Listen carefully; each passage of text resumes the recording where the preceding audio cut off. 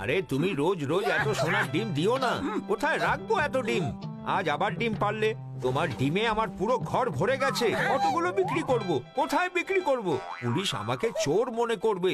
আমি তোমাকে কোথাও জঙ্গলে গিয়ে ছেড়ে আসবো। আরে বড়দা, কেন এত সুন্দর একটা হাঁস জঙ্গলে ছেড়ে আসবে? তাও আমাদের দিয়ে দাও। এই হাঁসটা সাধারণ নয়, আমি একে বিনামূল্যে কাউকে দিতে পারবো না। আরে আমরা তো কিনতে রাজি আছি না। বলো কত টাকা চাই, বলো। এর কোনো মূল্য হয় না। তুমি বলো তোমার কাছে কত টাকা আছে? আমাদের কাছে তো একটা টাকাও নেই। কি? আছে আছে, 5,000 টাকা আছে।